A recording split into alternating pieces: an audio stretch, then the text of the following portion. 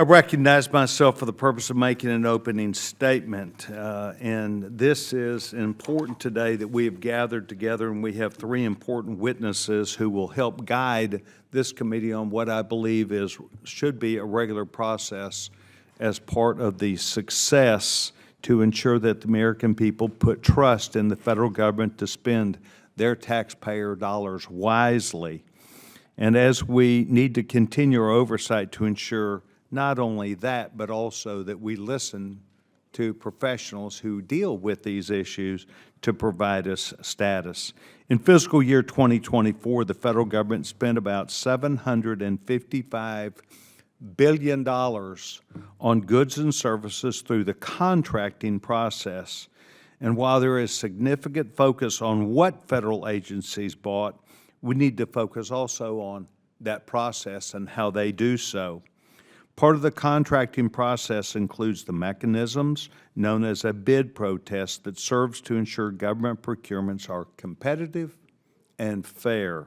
I believe this is an important goal, so it is incumbent upon this subcommittee, Government Operations and the Federal Workforce, to review the bid process as part of our regular oversight. And indeed, we have looked at this process. We've learned that there are concerns and feedback that must be reviewed to determine whether changes to our system are in order. Critics of the current process say that the bid protests have become ingrained in the solicitation and the award process, with companies factoring in a protest as soon as the contract is announced. Other critics say that contracting officers are more concerned with creating the best paper record to defend their decisions rather than achieving the best results for the federal government and the United States taxpayer. Supporters of the process who want reforms say that delays are due to bureaucratic red tape at the procuring agency. Either the agency is too slow in developing requirements or too slow to implement corrective actions. While there are potentially a number of problems in need of solution, it appears to me that the process may be overutilized. This makes it difficult for agencies to get the goods or services that they need, reducing their ability to timely deliver on their mission. I am aware of a variety of these issues that need to be considered. So, is it too easy to protest? Can we maintain fairness while requiring more stringent criteria be met before a complaint can be filed? Are there too many bites at the apple for those who protest? Timeframes are involved in that. If a party does not like the results they get, are they bogging down the system by relitigating what they really wanted in the first place?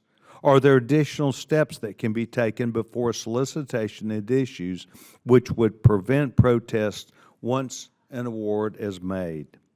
Should we adopt a loser pays approach? And how would this work? It seems to me that this and other solutions could reduce and limit serial protesters who lodge a protest because they have nothing to lose. That is why we are here today. We're here today to ask three people who are deeply involved in this process and have a vast background who are able to help guide not only this subcommittee, but I believe members of Congress to where we understand more about the process that we ask questions about. As we examine this bid protest, as in the case with many other issues, Ranking Member Mfume and I want to investigate. We need to ensure that we have the right information to make good decisions that, with your guidance, will help us.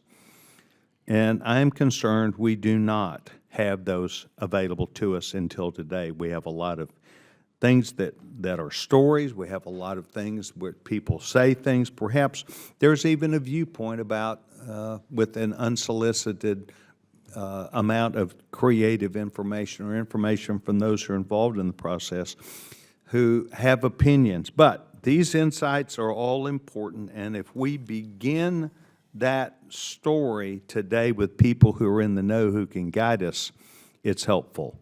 The Trump administration is committed to reforms, and here in this subcommittee, we're going to listen to that venue. We believe the vehicle to do that is by an open hearing, one that is not just matched with Republicans and Democrats, but good government people. And that is what we believe we have on the side of Republicans and our friends that are Democrats who are here today who serve on this government operations subcommittee.